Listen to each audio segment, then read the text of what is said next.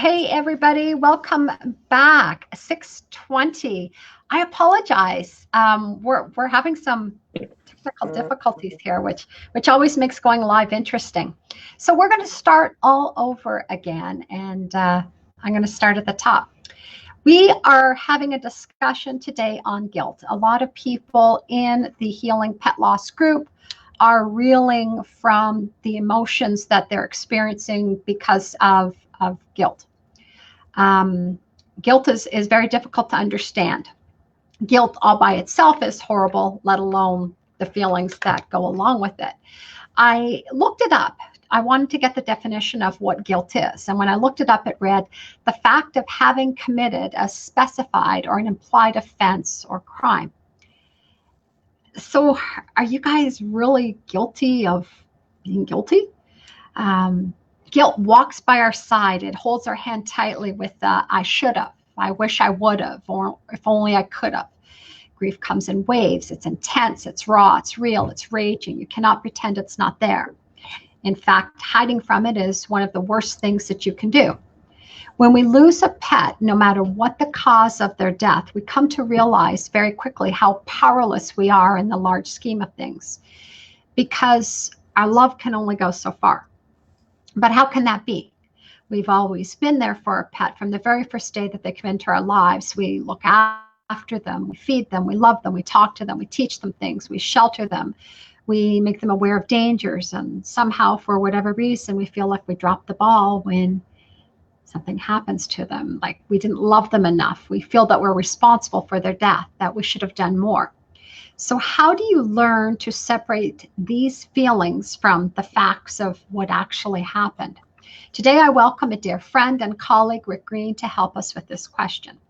Captain Rick Green is a retired law officer with over 38 years of experience in high-risk duties. He's directly encountered all aspects of traumatic events, including officer-involved shootings, homicides, police suicides, suicide by police, and he's taught stress management and resiliency in police academies, police departments, martial arts, and to the general public for over 30 years. He's the founder of Changes Ahead Hypnosis, located in Kalamazoo, Michigan, where he sees clients on a regular basis specializing in anxiety and trauma-related issues. I'm so happy to have him here with us today as we open up a discussion on guilt and teach all of you some coping skills so that you can learn how to overcome it.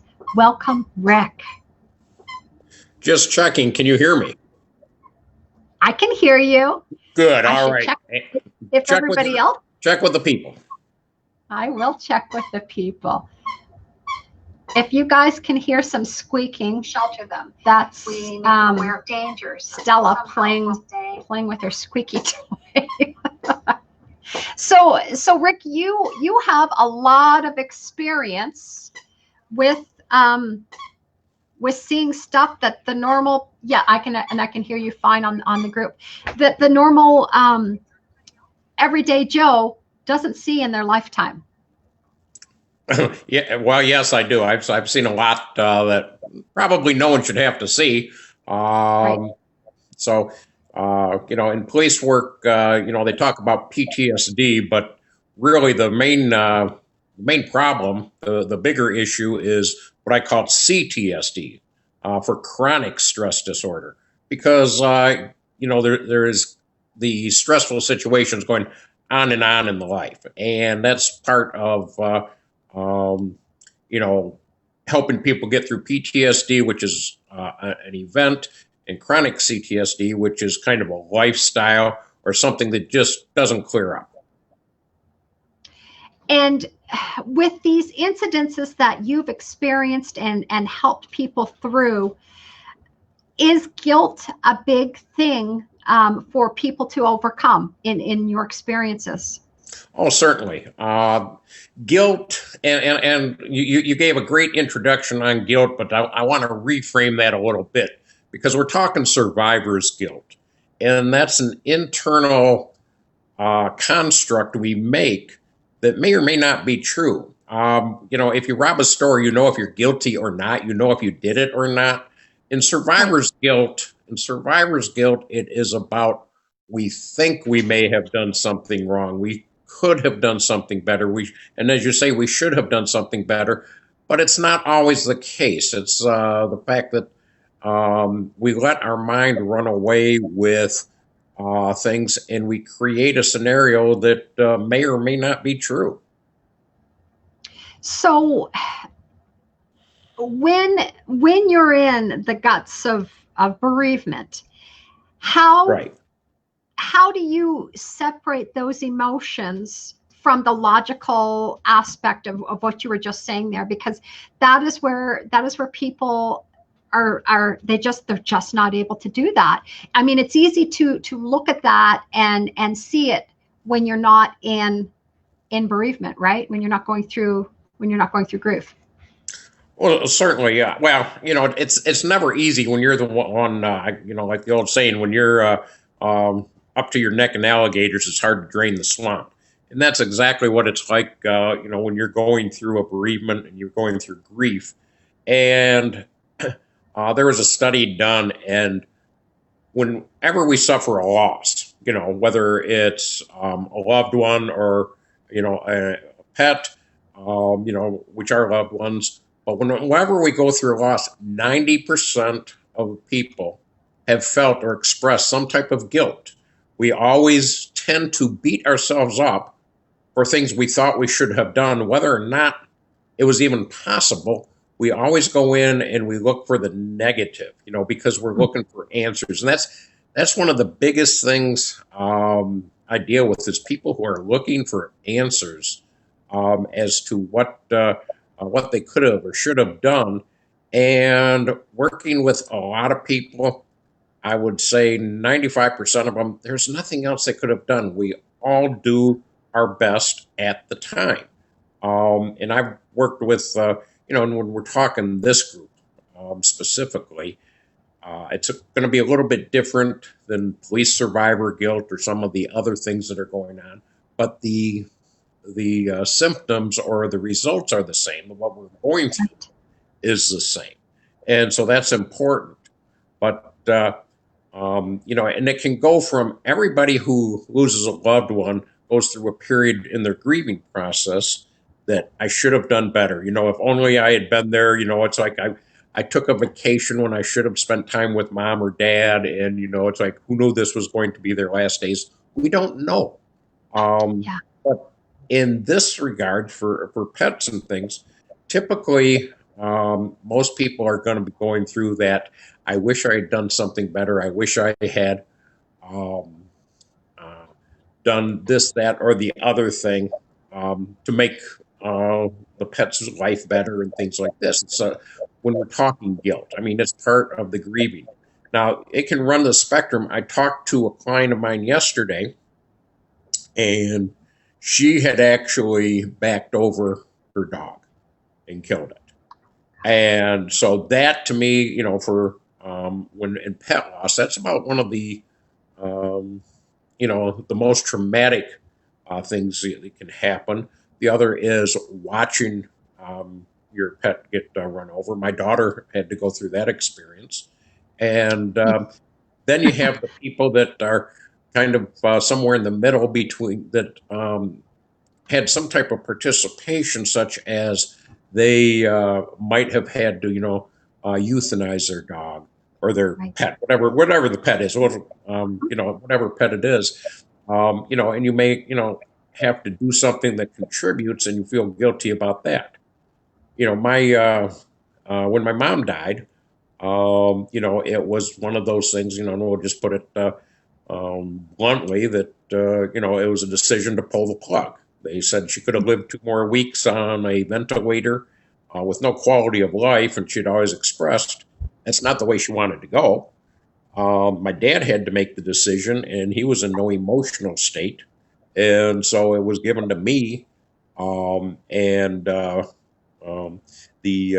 was like I just honored her wishes at the end, and of course, that plays on your mind, but again, there was no quality of life at the end that she would have enjoyed. So that's the gamut of, what, and I don't even like to say guilt, because it's not a guilt. It's just that feeling of guilt. It's that feeling of It's the emotion, doing it. right? What's Yeah.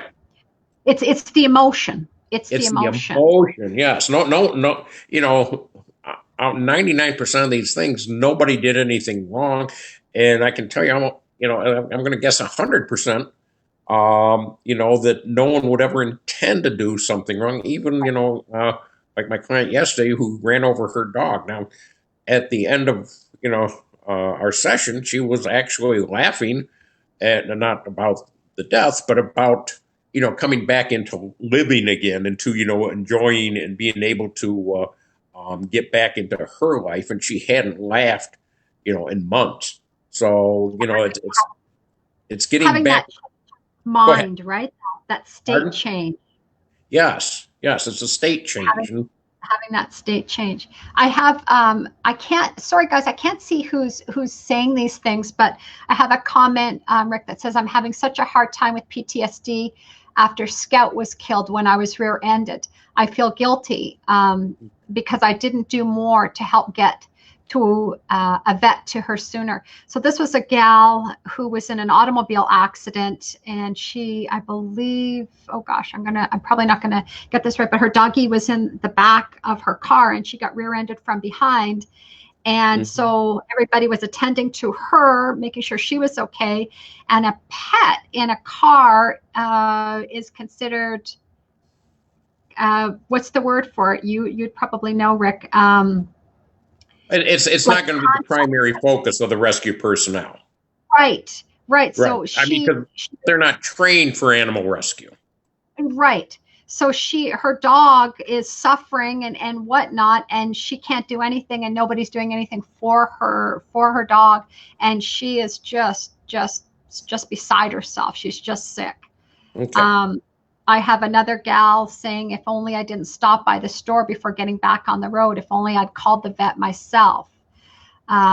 So what do you, personal property, that's the word. The ambulance attendants and the police consider the pets to be personal property, so they don't put any emphasis on rescuing them or saving them. Well, I don't know if the property aspect is true. I mean, that's an illegal aspect for, crimes that are like the dog was stolen or something. But in this regard, they don't train rescue personnel for animals. And in many cases, they're going to recommend, that the rescue personnel try to stay away. I mean, an injured animal is often dangerous to, a rescue person. And I'm not saying anyone's animal in particular, but the rule for human life is going to come first, right? well, the rule of the rescue personnel is, protect themselves before they protect others. And I mean, and that is the same as, I mean, they will not come out to I've been in barricaded gunman situations, and it's just like they won't come to the scene to rescue even an officer if the barricaded gunman can shoot at them. It's they protect themselves first.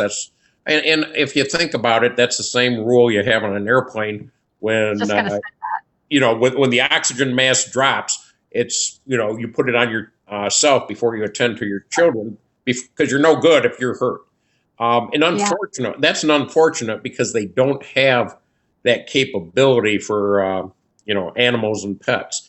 And in the case and instances we're talking about, of course, I'm just hearing about it, and I can't see you, and I can't see anyone else. But the important thing, to realize is there anything, that you could have done personally if you're being attended to? And I'm going to tell you that it's like 99% no. I mean, you're doing the best you can in a traumatic situation, and you want, after the fact, it's all, you go inside and you think this should have happened, and this should have happened, and this should have happened. And this is very common with survivors of suicides. It's very common of, because they start looking at, I should have seen the signs. I should have seen this. In case of traffic accident, you have traumatic experience of the accident. And if you're rear-ended, you had no even or causation in the accident. Right. There's really nothing that puts it back on you for that. And that's a realization that you have to come to. And it's not through conscious thought, it's a forgiveness of yourself, and it's Right. forgiveness of the responders, and the forgiveness of everybody involved. And when I say forgiveness, It's a great word. that's not about excusing people. You don't, if you have a spouse that beats you, you don't forgive them and forget about it. No. Forgiveness is forgiving yourself forgiving you the ability to move on with your life and love, and forgiveness of this, so that it does not affect you. Because without forgiveness, then there's a saying, it's like, giving yourself poison and hoping it affects the other person. Because all you're doing with trauma and the emotions is creating, poison for yourself. It actually poisons your system to be under all this stress. It's cortisols and all the things that flood your system. Inflammation is just bad for you. So forgiving yourself is about forgiving you the ability to move on in life, and it's a realization that sometimes you need help getting through. If sometimes, and most times, people get through a grieving process on their own. It's a process of time, and it's a process of realizations, and but sometimes you have to seek professional help if it is impacting your life in such a way that you cannot move forward. That you can't move forward. And I would say that after 6 months, if you are not moving forward, then it's time to seek professional help, because time will heal most things, and realizations, and we beat ourselves up at the beginning very often, because we go inside fresh. and it's fresh, and the wound's open, and it's kind of like that, where you have a tooth pulled and you keep sticking your tongue into it to make sure it still hurts, and that doesn't help to put yourself in pain. So when I work with people that are going through grieving, I first ask them how long it's been, because if they haven't given themselves time to reconcile everything and make it a natural healing process, and I do think time is important in that. If they haven't gone through that, I might help them get over some dysfunctional behaviors. But the grieving process, it's like, let's leave that till 6 months, and I'll get them over some of the behaviors and lighten their stress load. But they still have to honor their loved one and everything, which is part of grieving.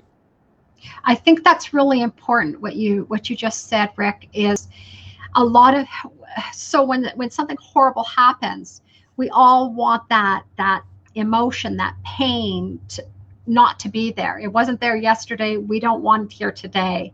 Exactly. And we want whatever is out there that can possibly help us.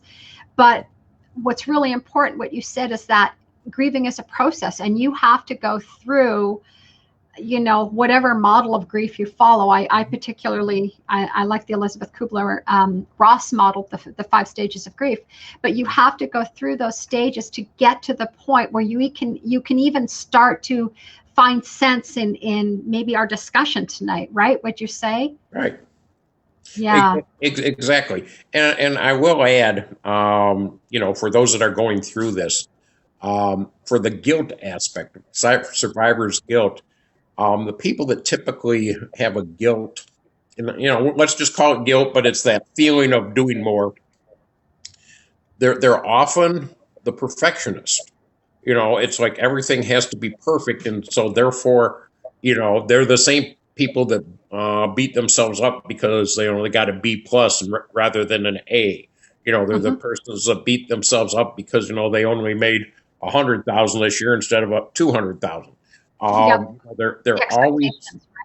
They're always seeking to do better, and sometimes to do better, you have to realize that doing good and doing good for yourself is just as important, and you can start forgiving yourself when you start doing good for yourself, and it's just like letting things go that, you don't have to be perfectionist about. Right. Here's a good question for you, Rick, coming from a police officer background. Lisa asks, I wish training would be looked into for rescue teams because not only is the death traumatic, but the way the animal is treated or not treated, personal property is a double grief. So you arrive on the scene of an accident and, your first priority, of course, is to, account for the humans who are alive and injured and deal with them, right? Right. And I obviously, that if we could train police officers and first responders for every eventuality, it would be a great thing. But on the other hand, they would always be in training.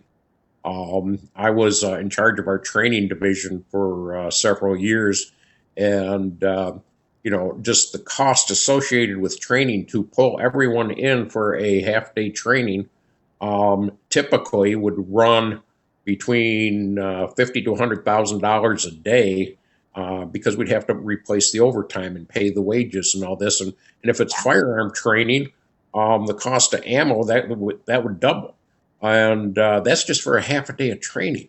And so I understand that. I mean, certainly, I think all first responders, in my experience, they want to be the good guy. They very honestly, that they like to believe of themselves as superheroes, and so they go out and they do the best they can. But they're also triage, officers, where they go out and they try to do what's going to be the best for the people there. And you're right. It'd be great to have those resources, but I don't know how it would ever come about. Yeah, not in today's world. It's almost impossible. Melissa says, how do you even begin to work on guilt when it comes to losing your pet? I gave the okay for my baby to have a procedure, and due to an unknown health issue, it ended up killing her. I feel so damn guilty about it. If I hadn't given the okay, she would still be alive. She was still living such a good quality of life. So that's an interesting, and I mean, we can compare people and pets. Certainly. I mean, we they're the same in my opinion. Mm-hmm.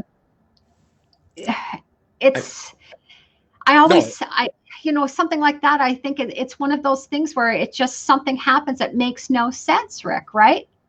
Yeah, and one thing is the recognition that the world is not perfect, and again with my mom, it was like she went into the hospital and they said she was dehydrated, and in the middle of the night they said, okay, she coded out, and we think we can't save her, so just get up here, and it's just like, whoa, wow, and it's just like, none of us expected that. And obviously, the writer of this question, no one could expect that. The understanding, though, is this, that you were doing something to your knowledge, belief, and heart, and with all the intentions of doing the right thing, and it turned out wrong. I mean, tragically wrong. And I mean, that is a rough thing to live with. But there's no blame. There's no blame to be had, so don't blame yourself. This, and when my mom died, I want to put this in a personal context, just because, I want people to understand, I understand, is when my mom died, it was like, I was searching for all kinds of reasons. I was talking to the head of the hospital. It's like, why wasn't this done? Why wasn't that done and stuff? And it took me a month to realize it's just like nothing could have been done. I mean, that in life, we all have a short time, and it was her time to go. And so it was finally that acceptance part is about letting go and trusting that this was the right thing at the right time, even though we don't want to accept it. You almost have to go through all of that, right? Like, I can remember a human loss. My sister and brother-in-law were killed in an automobile accident. They got hit head on by a tractor trailer. And I can remember just for months, Rick, I became a private detective. I wanted to know, I wanted to see the police reports. I wanted to see everything, the accident reports. I just became obsessed with looking for the why, you know? Yeah. And you know what? I never found it. But I think it was a process that I had to go through so that I could come to terms with their death. Right. So, I think people have to do what they have to do to get to that, like you said, to get to that acceptance part that, that everything that was possible was done to save that life. Yes. And, that's so common in almost all death. Being a police officer, and I was head of the detective bureau for many years, and the family would often obsess about, what's going on, and they were just looking for the reason why. They're just looking for the reason why, and sometimes we never know. I remember a 22-year-old boy. I call him a boy. He was a good, strapping young man. Died in his apartment, in front of his roommate, and he just keeled over and died. No suspect of the roommate. No foul play or anything like this. But the family was just besides themselves. Looking for the autopsy. What's it going to show? Why? And very honestly, sometimes autopsies will never reveal that.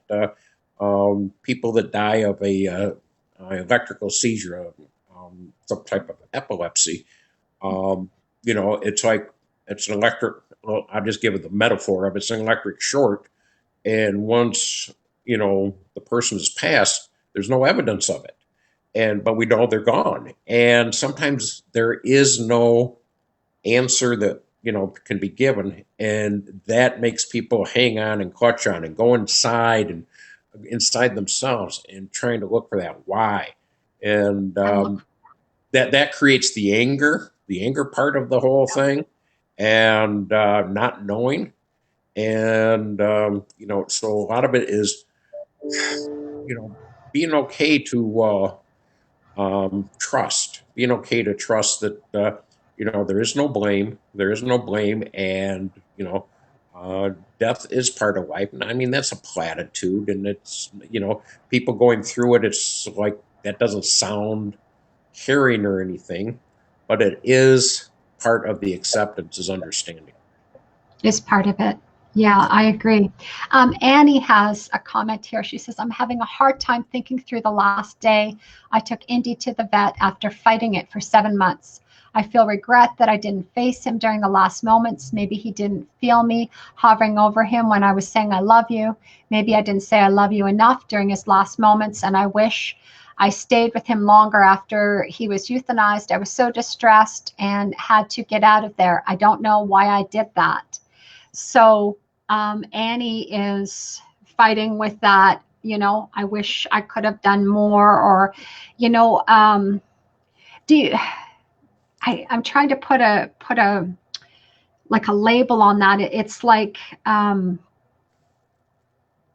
don't know, Rick, help me out here. It's those last moments, right, where you're thinking when that last breath is taken, did I do everything I could have? And you're riddled with that, right? Right, and that's part of the guilt, is the regrets.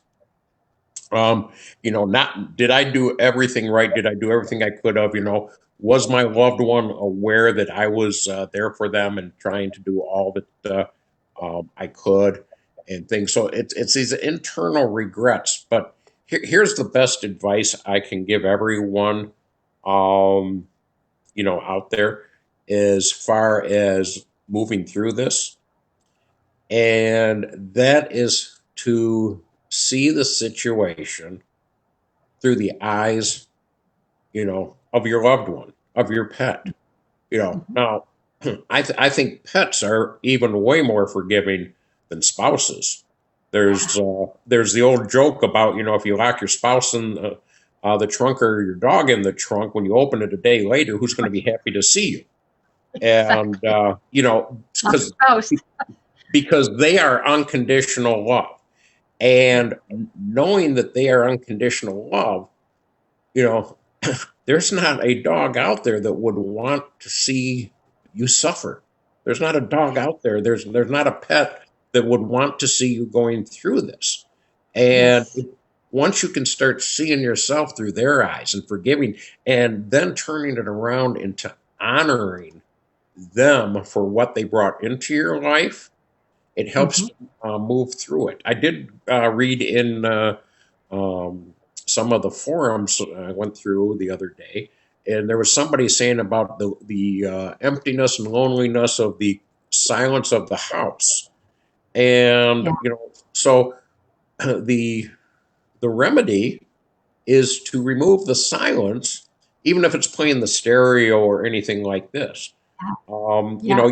You want to fill your self back up with the love and the joy that the animal brought to you, because that's exactly what they would want.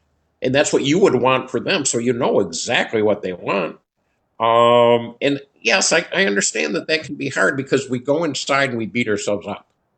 Um, so start living on the outside, going out and taking a walk where you used to walk with your dogs. While it may be sad, doing Hmm. it to, doing it to honor them, because the most important things about changing emotions is changing your state. Now, when I talk about changing your Yeah. state, that is the fact that, if you're in the state of sadness and depression, you take a state that looks like that, and when you sit or you curl up and ball up in a chair, your body then says, we're depressed, and sends the cortisols and all the Hmm. things that create a state of distress, and it becomes a reality, and then it becomes a chronic reality, and then Hmm. you're stuck in that. So the best way out is to get up and move, change your state by action, your physiology by moving, Hmm. Hmm.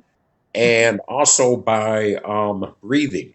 Attending to your breathing, attending to your physiology is the two fastest ways for state change that there is. And Let's give a sometimes, little tip at the end about like a breathing. I was going to do like a 7-Eleven breathing, okay, just kind of teach them all that. But let's touch on the neurons just lightly in kind of a 101 form about the patterns and programs that we develop um, when we have a life that exists as is, and then all of a sudden tomorrow it's not as it was. So when you say you need to change your state, it's more than just changing your state, right, Rick? Because our brain is saying, oh, it's 4 o'clock. Normally at 4 o'clock, we do A, B, and C, right? right, But now our A, B, and C is very different. yes, and so it is changing, because we are creatures of habit. Our unconscious mind does many things for us. It runs our heart, it runs our breathing, it runs 90% of our lives. I like to explain it to people. When you get in your car and you put the key in the ignition, you are doing such a complicated mathematical computation that it's just like docking the space station when you take that little sliver and just automatically put it in the key. But you do it all the time because your unconscious has been trained and it allows you to do that. Otherwise, we'd always be having to learn, I have to do this when I get in a new car. And to Mhm. evidence that, get into a new car or somebody else's car and you're like, okay, where does the key go? And, Yeah. where are the lights and all that? We don't live our lives that way. Our brain takes over. And the unconscious just does things for us. But here's the downside to that. When you get into a tragic situation, the brain doesn't have a pattern for this. It doesn't have a program to run. Right. So it creates the program. And if it's one of surrendering inside, and if you're all alone, you become more isolated, and then you go inside more, and the brain takes over more. Mhm. Um, Honor your pet, honor your loved one, by getting up and moving. And, seeing, I have people go through hypnotically, go through a process of conversation with their loved one and getting the forgiveness from their loved one and seeing the situation from the eyes of the loved one, knowing everything that you know and that they know. And it's very, very enlightening for people. I worked with a gal, and her, her, her situation was that everyone was accusing her of not doing enough. Again, other family members who are, well, why did this happen? Why did this happen? You're the only one that lives in the city with them. Why did this happen? And so they have all this angst and anger and things like this. And so she took on guilt only because, all these people were telling her she didn't do enough. And I had her go inside and find the answers. And she came out of the hypnosis with the understanding. She says, I couldn't have done anything more. There was nothing more I could have done. I'm raising 4 children. I'm a single mom. I'm doing all this. And, he was in a nursing home when he passed. And, I was making sure he was getting the best care that I could have at the time. And I was going up to see him, every other day. And that's all I could do. And so when it's all you can do, then we went into the process of forgiveness, to forgiving the family members for not knowing the situation, forgiving the herself for beating herself up, because that's what we tend to do, is we beat ourselves up. Survivor guilt is really beating ourselves up. Absolutely. And we don't need to do that anymore. We don't have to feel the pain if we did nothing wrong. And it's, the hard part for many people, and this is where they should seek, professional assistance, is when they can't get past that part where they did nothing wrong. Because, I am, I will bet my house that there's no one here on this call tonight or in this group who is intended to do anything wrong with their animal. I can feel in your group there's a love, and you're all animal lovers, and I'm an animal lover, and we all have that, and we share that. And no one wants to go through it, but no one had any blame in it. No. There's things that happened, like the lady who took her dog to the vet, and it turned out wrong. But there's no blame. I mean, when you're trying to do right, you can't take on blame, even though it seems like the thing to do, because we're perfectionists. We go inside, and that's normal for people to look at the negatives. It's like, if 10 people come up to you every day and said, you look wonderful, and one person comes up and says, your hair's a mess, which one do you think that you're going to remember, for the next week? We ignore. We ignore the positive things in our life to focus on the negative. So shift the lens to look on the positive things and all the love and joy that the pet brought into your life. And sometimes, without getting, we should have another discussion on this at a different time, Rick.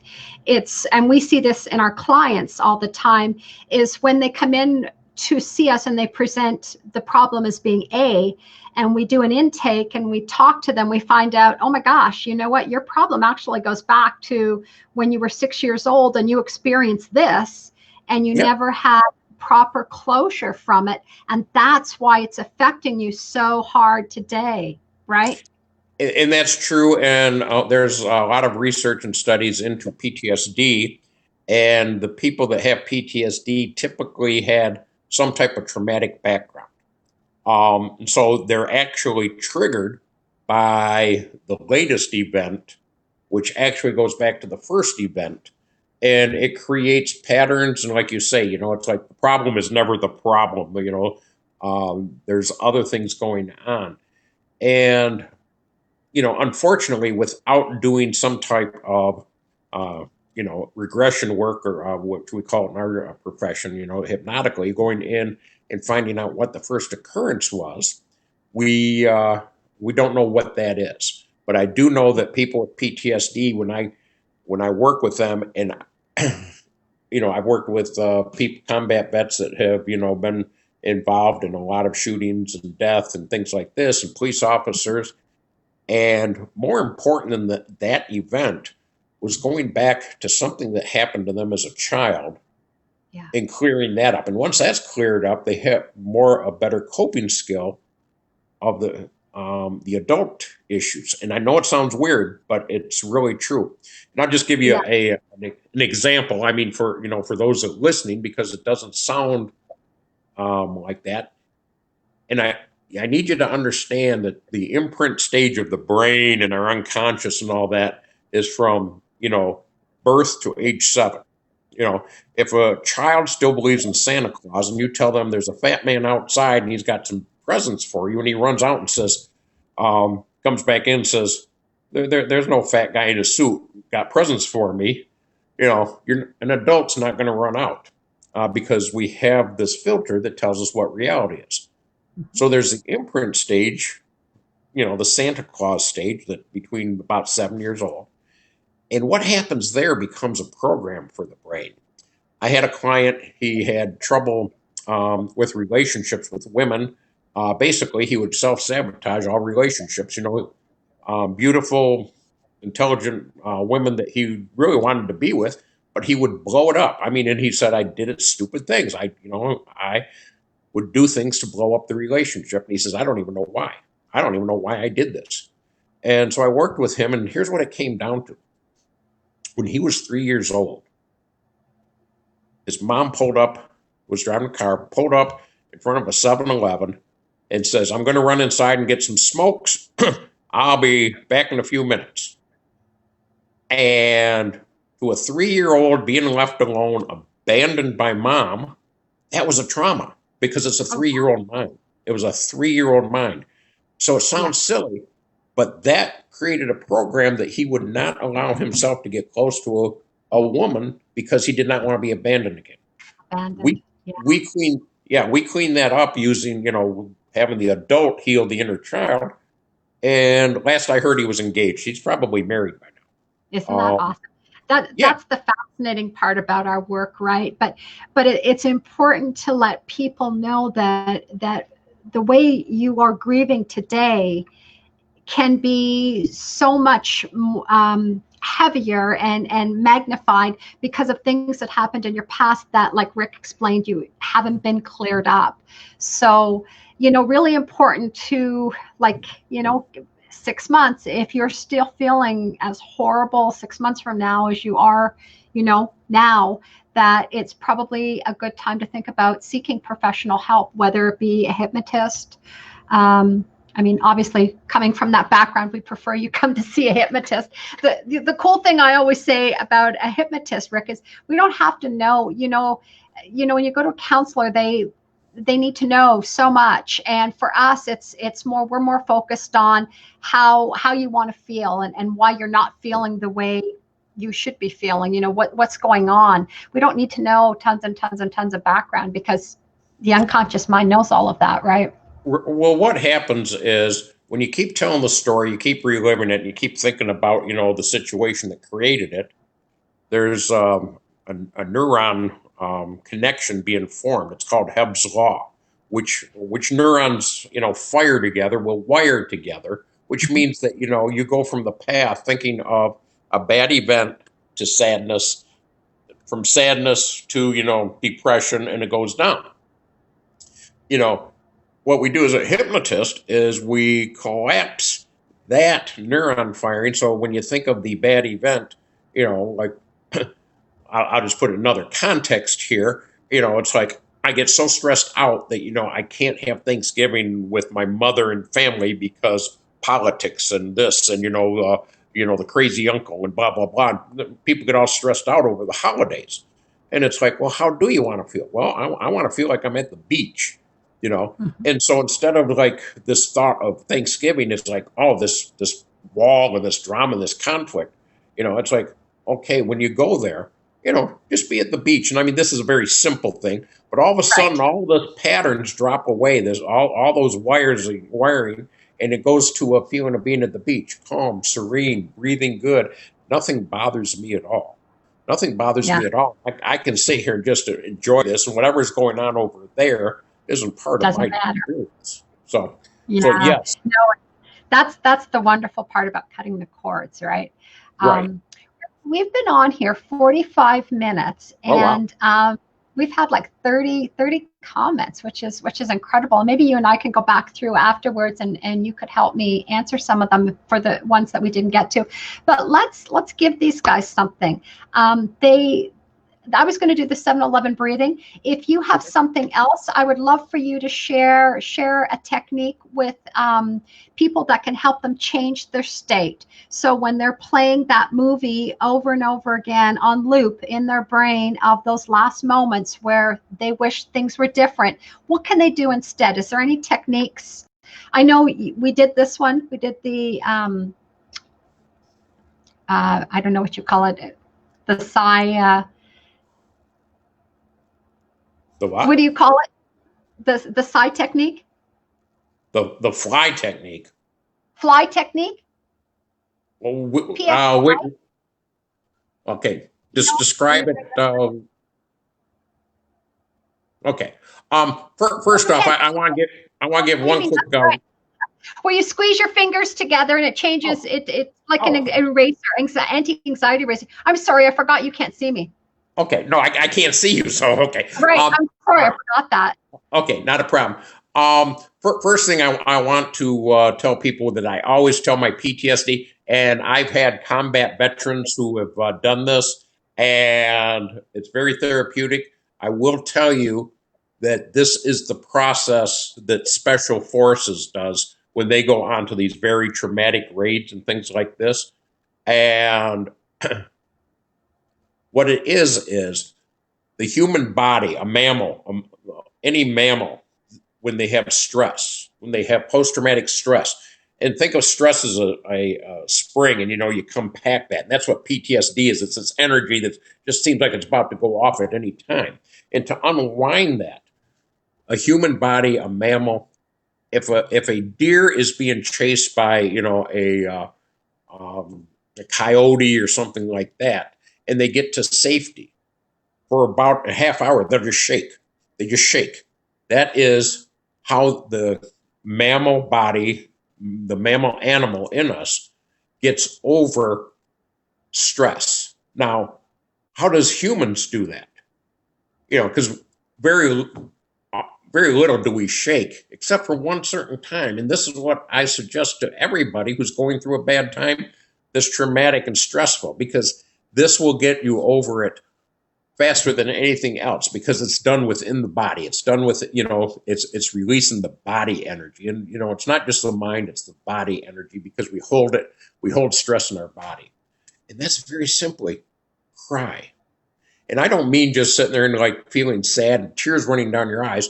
Find a place, give yourself some time, go into a room and have that heart Ugly shaking, cry. rendering crying. Yep. Yep. And that will relieve more of the stress than anything, without going into other techniques. But for a simple Mhm. technique, that will get you into faster into a state of acceptance. um, and there's nothing wrong with that. I've No, had big tough police officers in my office just bawling and shaking and things like this, and they're like, I needed that. yeah. And you need that. If you're here, you need that. Yeah, it's okay to do it. Yeah. The society is so cruel when it comes to grief and bereavement. They just, Mhm. it's hurry up, get on with it, get over it. Okay, you're still hanging on about that. Well, And that's a good point. I wanted to get to that when you were talking about it, um, because or when I was talking about the fact, that people that went through trauma, that they're more easily triggered by survivor's guilt and stuff like this. So you're going to have people out there whose spouses and loved ones are going to say, just get over it, just get over it. they don't understand. Nobody's gone through the same experiences. So if you have someone who's not understanding you, then you can at least understand that they had different experiences that gave them different coping skills, which may be a lack of empathy in this type of situation. And where other people may have gone through a situation that gives them over empathy. Yes. So understand that you're going to get different reactions, and it's no one's fault. Everybody does the best they can. And a person's true personality comes out when they're grieving, right? Not their true personality, but if you're married to somebody who's not very empathetic, they're not all of a sudden going to become empathetic to you just because there's been a loss, right? Right. I mean, we all hope our partners are going to be supportive, but we often find out, no, that's not the case. And it doesn't make them a bad person. It just means that they're coming from it from a different angle. They see the world through a different set of lenses than you do. Different experiences. Yeah. And you have to be really careful that, when you get to that point where you're exhausting the people in your life and you're not getting from them what you need, that you need to outsource yourself. Like that's, the beauty of being in a Facebook group and whatever, because people in there can relate to how you're feeling, where the other people in your life that love you, they just, it doesn't make them bad. It just means that they're not looking through life with the same lens that you are. That's true. And we both have a friend, Mike Mandel, and he explains, in your life, you're going to have what he calls the basement people and the balcony people. The basement people are always going to be dragging you down, and the balcony people are the ones that are going to be taking your hand and lifting you up. So try to find more balcony people in your life and trying to distance yourself from the basement people. And sometimes they're our family, and you can't get away from them, but you don't have to accept their worldview. It's like, okay, that's them. I can forgive them for that. And, they don't understand this. I'm looking for someone, like you, Kenda, who's, started this group to lift people up. You're a balcony person. And, so you're lifting people up in this group, and that's a wonderful thing. So find the balcony people in your life. They're the ones that are going to lift you out of despair. Yeah. What a wonderful way to end this. I love that. We're going to share this with Mike's group too, so he can hear our shout out to him. Thank you, Rick. Thank you. I'm sorry this messed up. Well, tech problems happen, and so there's people with questions there, that you want my input to, just let me know. I'll get to that. Help people out anyway I can. There's a lot of messages on here, Rick, and some people probably will have some questions with the PTSD, and maybe we can put your email down there, or that would probably be the best. Is we'll type in your email. If they want to talk to you privately, they could reach out to you, and you could give them your 2 cents worth, especially coming from your professional background. It's happy to help. It's an area that not a lot of us have access to. Well, thankfully not. Thank you, and thank you for having your patience with me. And we will talk to you again. Okay. Okay. Bye, all. Take care. Bye-bye. Thank you, Rick.